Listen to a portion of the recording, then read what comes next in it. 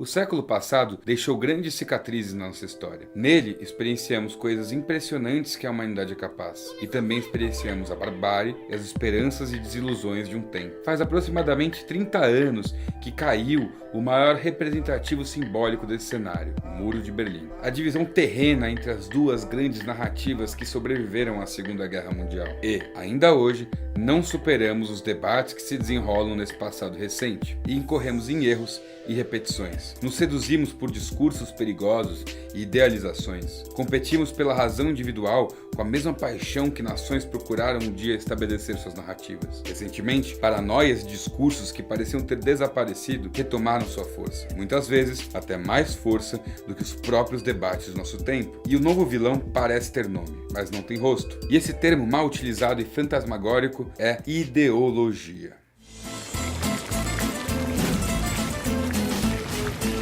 O termo ideologia surge no século XIX com o filósofo e militar francês Conde de Tracy, este que, inclusive, participou da Revolução Francesa. Ele queria criar uma ciência das ideias, ou seja, queria conhecer a verdadeira natureza humana e saber como surgem e se desenvolvem as ideias. Não demorou muito para Tracy ter seu estudo contestado e ser chamado pejorativamente de ideólogo, no sentido de um deformador da realidade. Isso ocorreu porque ele contestava a forma de governar de Napoleão Bonaparte. Já mais para o meio do século XIX, Marx disse que ideologia nada mais era do que uma consciência falsa. Para ele, a ideologia serve como uma forma de se manter o domínio de uma parte da sociedade sobre a outra. Tudo porque ela acentua a divisão entre trabalho manual e intelectual. Com isso dá para perceber que, pouco tempo depois do surgimento do termo, já se estabelecia um debate. Aqueles que tinham a visão crítica e aqueles que tinham a visão neutra. Para os críticos, ela serviria como uma forma de dominação. Para os neutros,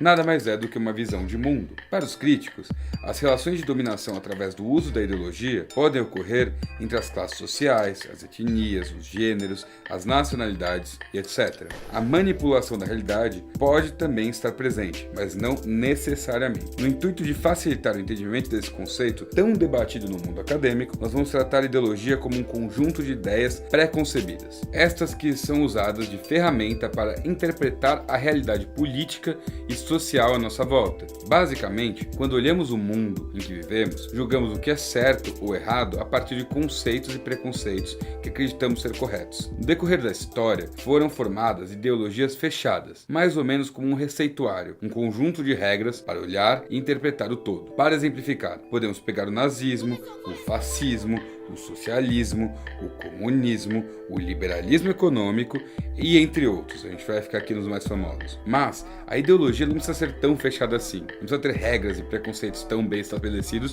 como nos exemplos anteriores. A gente pode usar mais de uma ideologia para criar um olhar sobre o mundo, ou mesmo misturar ideias e regras de ideologias distintas para criar uma nova.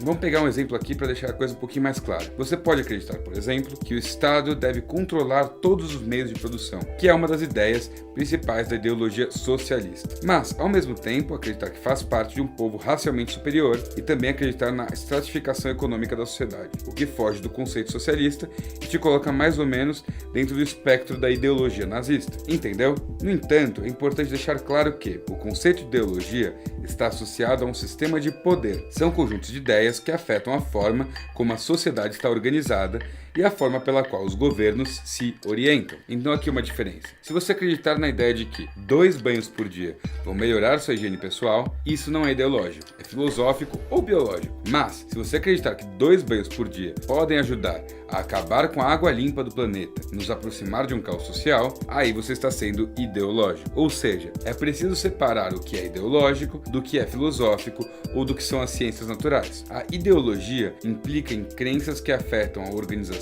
social e política do mundo que vivemos. Não é algo do mundo natural, que cabe às ciências biológicas, ou do mundo pessoal, que geralmente está associado à filosofia. De qualquer maneira, a ideologia está impregnada em qualquer discurso político. Dizer que sua opinião não tem ideologia por detrás é ingênuo ou falacioso. Toda opinião é ideológica. Por mais que a gente não perceba, quando dizemos o governo deveria fazer isso ou aquilo, ou que a sociedade deveria ser assim ou assada, nosso discurso está impregnado de alguma ideologia, seja ela qual for. O que é engraçado, porque não é incomum nós vemos alguém usar o termo ideologia de forma pejorativa, tipo, seu discurso é ideológico. A questão é, em que se tratando de política e sociedade, todos os discursos são ideológicos. Então a gente deve desconfiar quando o político diz que não está fazendo um discurso ideológico, simplesmente porque todos os discursos políticos são ideológicos. Mas a gente também tem que ficar atento quando coloca o termo ideologia para o que transcende o social ou o político. Um exemplo interessante disso é o recente debate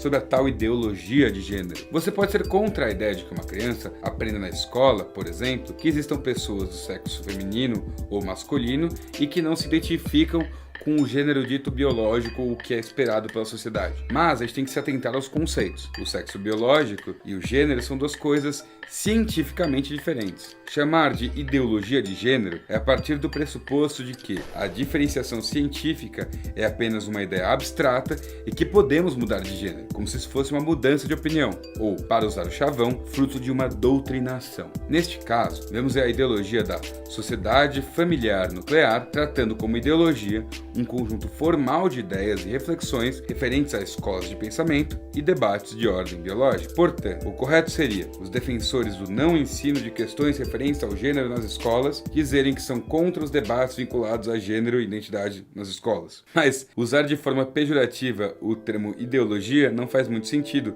uma vez que todo mundo é ideológico e cozinhado em caldos culturais. A ideologia não é do outro. Ideologias são de todos, para o bem e para o mal. E isso não tem problema nenhum. Então, para encerrar aqui, vamos deixar uma reflexão, interessante de um grande educador brasileiro, vítima dessa paranoia da ideologia. Não existe imparcialidade. Todos são orientados por uma base ideológica. A questão é, sua base ideológica é inclusiva ou excludente? Bom, é isso aí, galera. Eu espero que você tenha gostado desse vídeo. Eu espero que eu tenha esclarecido as dúvidas. Mais uma vez, aqui não é um lugar para fechar o debate, é um lugar para abrir um debate. Então, se você tem alguma coisa que você queira falar, se você achou alguma coisa muito ruim ou muito boa, pontua aqui embaixo. Se você gosta dos nossos conteúdos e você acha que eles têm alguma importância, manda pro pessoal. Se você quiser conversar com a gente, pode comentar aqui embaixo. Eu respondo quase todos os comentários, mesmo.